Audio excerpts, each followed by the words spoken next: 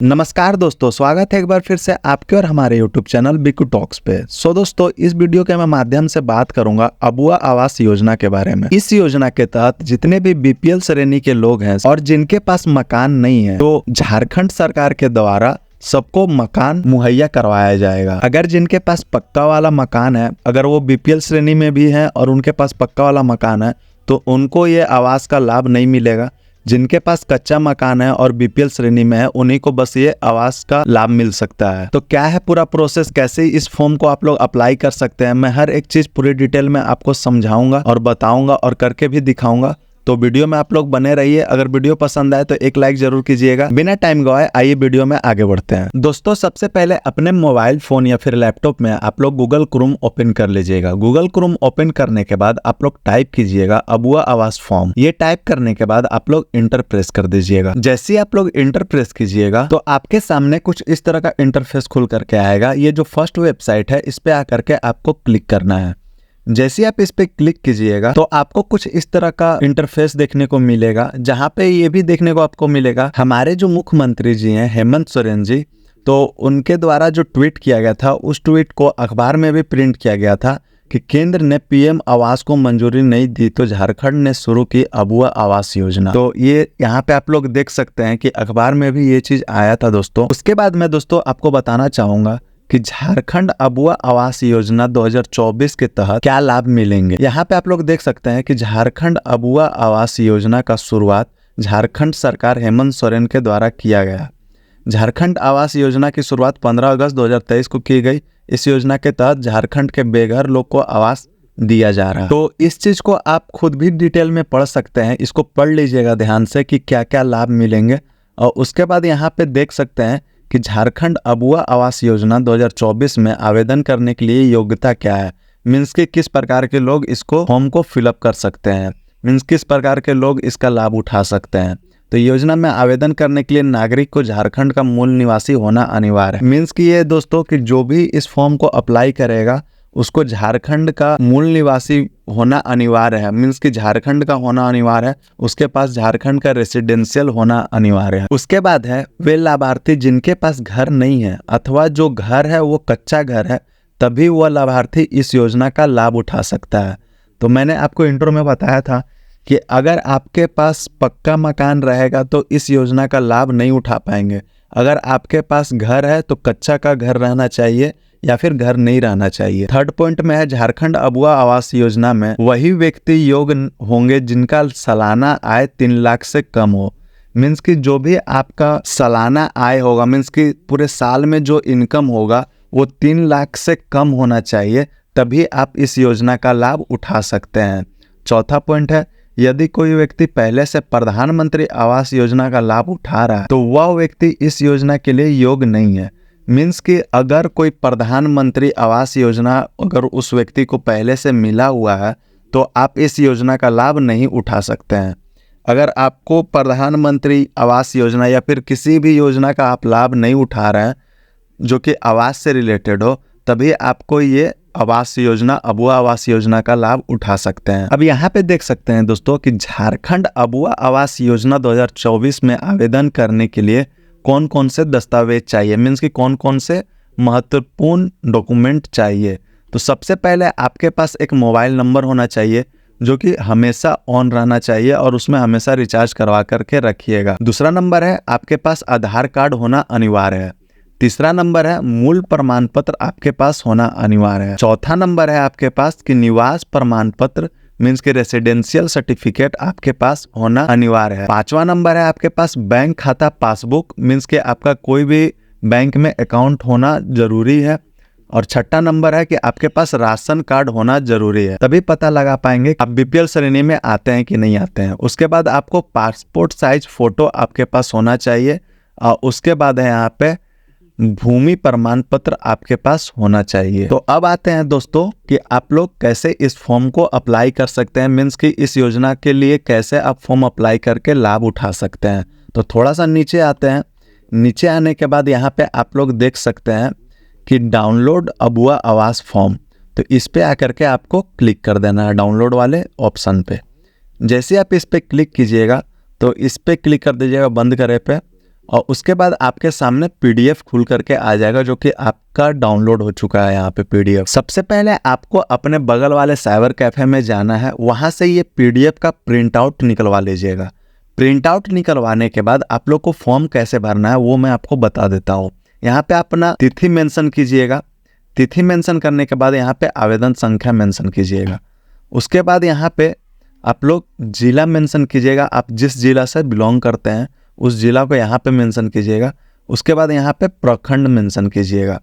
प्रखंड मेंशन करने के बाद आप लोग यहाँ पे अपना ग्राम पंचायत जो भी आता है आपका वो मेंशन कीजिएगा। और उसके बाद यहाँ पे आप लोग अपना गांव मेंशन कीजिएगा। गांव मेंशन करने के बाद लाभुक का नाम मीन्स कि जो भी ये फॉर्म अप्लाई कर रहा उसका नाम यहाँ पे आपको फिलअप करना है। तो यहाँ पे उनका नाम पहले फिलअप कीजिएगा। उसके बाद यहाँ पे आप लोग पिता या फिर पति का नाम फिलअप कीजिएगा। पति है तो उनका नाम फिलअप कीजिएगा, और किसी कारणवश पति नहीं है तो उनके बाद पिता का नाम फिलअप कीजिएगा। उसके बाद यहाँ पे आप लोग लिंग चूज कर लीजिएगा कि आप पुरुष है कि महिला हो या फिर पुरुष हो, ये आप लोग यहाँ पे चूज कर लीजिएगा। चूज करने के बाद यहाँ पे वर्ग श्रेणी मीन्स कि आप एसटी से आते हैं, एससी से आते हैं, माइनॉरिटी से आते हैं, ओबीसी से आते हैं, जनरल से आते हैं, जिस चीज़ से भी आते हैं आप यहाँ पे आप अपना कैटेगरी चूज कर लीजिएगा। कैटेगरी चूज करने के बाद आप लोग यहाँ पे जन्म तिथि अपना मेंशन कीजिएगा, मीन्स कि डेट ऑफ बर्थ मेंशन कीजिएगा। डेट ऑफ बर्थ मेंशन करने के बाद आप लोग यहाँ पे अपना जो एज है, उम्र है, वो इस चीज़ को यहाँ पे आप लोग यहाँ पे भर दीजिएगा। भरने के बाद यहाँ पे आपके पास जॉब कार्ड होना अनिवार्य है। तो जॉब कार्ड जो आपके पास होगा, मनरेगा जॉब कार्ड, उसका नंबर यहाँ पे आप लोग फिलअप कर दीजिएगा। जॉब कार्ड फिलअप करने के बाद उसके बाद यहाँ पे आप लोग अपना आधार नंबर फिलअप कीजिएगा। आधार नंबर फिलअप करने के बाद आपका जो खाता संख्या है, खाता संख्या मीन्स कि बैंक का अकाउंट नंबर, वो आपको यहाँ पे फिलअप करना है। फिलअप करने के बाद आप लोग यहाँ पे अपना IFSC कोड फिलअप कीजिएगा। IFSC कोड फिलअप करने के बाद यहाँ पे बैंक का नाम आपको यहाँ पे फिलअप करना है। बैंक का नाम फिलअप करने के बाद का जो मोबाइल नंबर है उसको यहाँ पे फिलअप करना है। उसके बाद यहाँ पे है दोस्तों पारिवारिक विवरणी। तो यहाँ पे आपको परिवार के सदस्य का नाम भरना है, पिता का नाम फिलअप करना है, माता का नाम फिलअप करना है, जन्म तिथि उम्र उनका फिलअप करना है, और आवेदक के साथ संबंध क्या है वो फिलअप करना है। तो आपको मैं बताना चाहूँगा कि आप जो भी आवेदक हैं तो या फिर अपने पति या फिर आप अगर पिता का नाम फिलअप कर रहे हैं तो पिता, भाई, बहन, सिर्फ आपसे रिलेटेड जो खास आपके भाई बहन हैं, माता पिता, उन्हीं का सिर्फ यहाँ पे नाम मेंशन कीजिएगा। या फिर पति है तो पति और अपना बेटा बेटी का नाम मेंशन कीजिएगा। और उनके उसके बाद यहाँ पे उनका पिता का नाम, माता का नाम, जन्म तिथि, उम्र, एज क्या है, डेट ऑफ बर्थ क्या है, आवेदक के साथ संबंध मीन्स कि उसके साथ रिलेशन क्या है। उसके बाद यहाँ पे आप लोग आ जाइएगा आय का स्रोत मीन्स कि आप जो इनकम लाते हैं हर महीने आप लोग किस तरीके से लेकर के आते हैं वो चीज़ को यहाँ पे मेंशन कीजिएगा। वार्षिक आय कितना है आपको यहाँ पे फिलअप करना है। तो वार्षिक आय आपको 3 लाख से कम ही फिलअप करना है। जो भी आपका वार्षिक आय होना चाहिए, अगर आप 3 लाख से ज़्यादा कमा रहे हैं तो आपको ये योजना का लाभ नहीं मिलेगा। आप अगर 3 लाख से कम कमा रहे हैं साल में तभी आपको ये योजना का लाभ मिल सकता है। उसके बाद हम लोग आते हैं वर्तमान आवास की स्थिति में। तो आवास विहीनी मीन्स कि अगर आपके पास पहले से आवास है या नहीं तो आप लोग इस पर क्लिक कीजिएगा। उसके बाद यहाँ पे है कच्चा आवास। आपके पास कच्चा आवास है तो हाँ पे क्लिक कीजिएगा, नहीं है तो नहीं पे कीजिएगा। यहाँ पे है पक्का आवास, अगर आपके पास है हाँ तो हाँ पे क्लिक कीजिएगा और नहीं है तो नहीं पे टिक कीजिएगा। उसके बाद है आवास बनाए जाने वाले जमीन की विवरणी। तो हम लोग सीधा उसके बाद आ जाते हैं नेक्स्ट फॉर्म में। तो नेक्स्ट फॉर्म में है यहाँ पे कि आपको प्लॉट संख्या यहाँ पे आपको मेंशन करना है। उसके बाद है यहाँ पे कि जो आपके पास जमीन है वो आपको रहती जमीन है या फिर वन भूमि जमीन है या फिर आपका मजरुआ जमीन है। तो जो भी जमीन है आपका, आप उस चीज़ को यहाँ पे मेंशन कर दीजिएगा।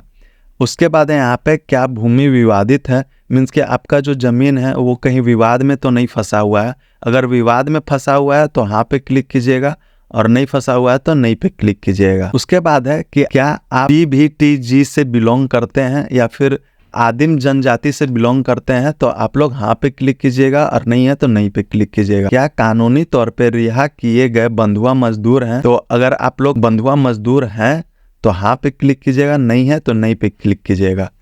क्या आप लोग दिव्यांग हैं, मीन्स कि आप लोग विकलांग हैं या फिर हैंडीकैप हैं, तो अगर आप लोग हैं तो हाँ पे क्लिक कीजिएगा और नहीं है तो नहीं पे टिक कीजिएगा। तो क्या आप आपदा के शिकार हैं, मीन्स कि कोई आप बाढ़ से ग्रसित हैं या फिर किसी और चीज का आपदा के शिकार हैं, तो आप लोग हाँ पे क्लिक कीजिएगा और नहीं है तो नहीं पे क्लिक कीजिएगा। उसके बाद है यहाँ पे आप लोग कोई सा भी अगर आवास का पहले से लाभ ले रहे हैं, मीन्स कि यहाँ पे हो सकता है प्रधानमंत्री आवास योजना या फिर बाबा साहेब भीमराव अंबेडकर आवास योजना या फिर किसी भी आवास योजना का आप पहले से लाभ ले रहे हैं, तो आप लोग उस पर टिक कर दीजिएगा। उसके बाद यहाँ पे क्या परिवार में 3-4 पहिया वाहन या फिर मछली पकड़ने वाली नाव है, अगर है आपके पास तो हाँ पे कीजिएगा, नहीं है तो नहीं पे कीजिएगा।